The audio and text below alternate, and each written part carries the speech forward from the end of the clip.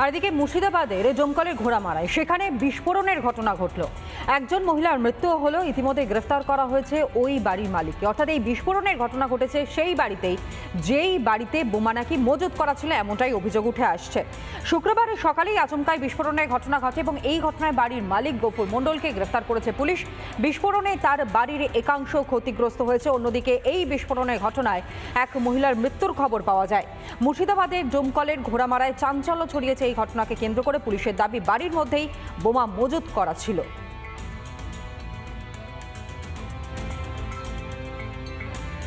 আর এই ঘটনা প্রকাশ্যে আসবার পর, একজনের মৃত্যু হওয়ার পর এবং এই বিস্ফোরণের ঘটনায় গ্রেফতার হওয়ার পর বিজেপির তরফ থেকে কি জানানো হচ্ছে, স্থানীয় বিজেপি নেতৃত্বের বক্তব্য আপনাদের সামনে রাখবো, শুনুন। আগেও বারবার এই ঘটনা ঘটেছে দমকল, আর দমকলের নামই পরিবর্তন করেছে। ওখানে বারবারই ওখানে বোম বিস্ফোরণ হয়, বোমের ধোঁয়া পাওয়া যায়, আপনি দেখতে পান। কোনো শিল্প নেই পশ্চিমবঙ্গে, সব শিল্প বন্ধ। এখন বোমের ধোঁয়ার এখন শিল্প ছাড়া কোনো শিল্প নেই। বোম বলি এখন তৃণমূলের বর, পরিষ্কার শুনে রাখো, বোম ছাড়া কোনো কাজ নেই। এই মুহূর্তে যতদিন তৃণমূল থাকবে ততদিন বোম গুলি বারুদ এগুলো পাওয়া যায়, এছাড়া বলার কিছু নেই। ঝড়ের দাপটে কার্যত পাথরঘাটায় সেখানে বেশ কয়েকজন গুরুতর জখম হয়েছেন। মাত্র কয়েক মিনিটের মধ্যে মিনি টর্নেডোর দাপট দেখলো একদিকে হুগলি চন্দননগর, অন্যদিকে সন্দেশখালী। বাড়ির ছাউনি উড়ে গেল, প্যান্ডেল ভেঙে পড়ল এবং পাশাপাশি বেশ কিছু বড় বড় গাছ তাও উপড়ে পড়েছে। আর অন্যদিকে ত্রাণ সামগ্রী পাচ্ছেন না সেই সকল পরিবার যাদের মাথার উপরে যে ঘর ছিল, আশ্রয় ছিল, সেটাও উড়ে যাওয়ার পর প্রশাসনের বিরুদ্ধে রীতিমতন ক্ষোভ উগরে দিচ্ছেন তারা। স্বাস্থ্য দপ্তর থেকে পর্যন্ত তাদের জন্য ব্যবস্থা করা হচ্ছে, কিন্তু সঠিক ব্যবস্থা কি তাদের কাজ পর্যন্ত পৌঁছচ্ছে? পরিস্থিতির দিকে বিশেষ নজর বিডিও এবং বিধায়কের।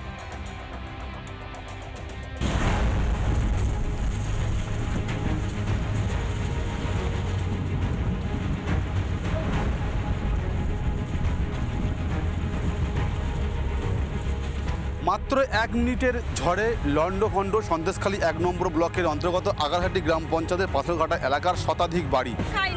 কাল রাত থেকে আমাদের কিছু খাওয়া নেই।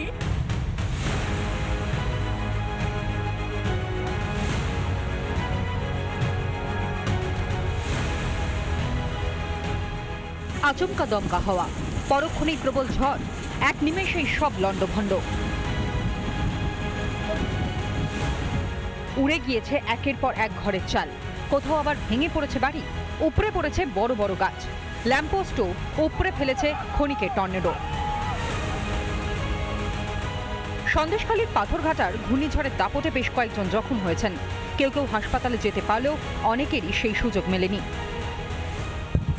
আমাদের এইগুলো তো আমাদের কেটে ফেটে আছে, আমরা কোথায় যাবো, কি করব? আমাদের ছোট ছোট বাচ্চা আছে, আমরা রান্না করে পর্যন্ত খাওয়াতে পারছি না। আমাদের আশেপাশে কোনো হসপিটাল নেই, কোনো সেরকম কাল থেকে কোনো সাহায্য পাইনি, কেউ এসব বলেনি আমাদের। পরিস্থিতি এমন যে অনেকের ঘরেই চড়েনি ভাতের হাঁড়ি। রান্না করার উপায় না থাকায় অনেককেই অনাহারে থাকতে হচ্ছে বলেই দাবি। আমাদের অবস্থা খুব খারাপ, আমার তো বুকে ইট পড়েছে, আমার বুকে ভীষণ ব্যথা করছে।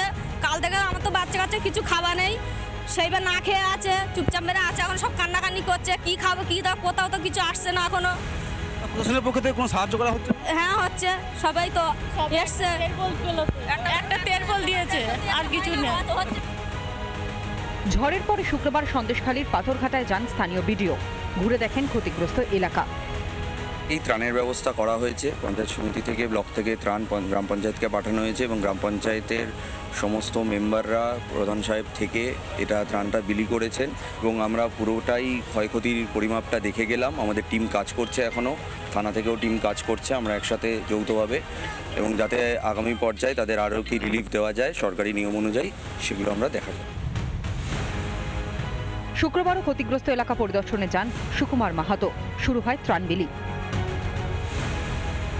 বৃহস্পতিবার বিকেলে সন্দেশখালীতে ধ্বংসলীলার পর শুক্রবার ভোরে হুগলির চন্দননগরে তাণ্ডব চালায় টর্নেডো।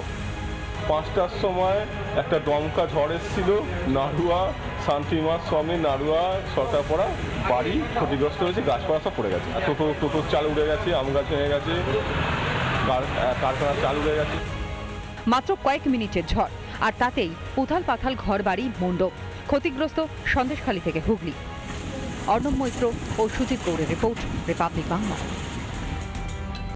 নানা ধরনের কন্টেন্ট দেখার জন্য লাইক করুন, শেয়ার করুন আমাদের ফেসবুক পেজ, সাবস্ক্রাইব করুন আমাদের ইউটিউব চ্যানেল। পাশাপাশি অন্যান্য ব্রেকিং নিউজের জন্য অবশ্যই চোখ রাখুন রিপাবলিক বাংলায়।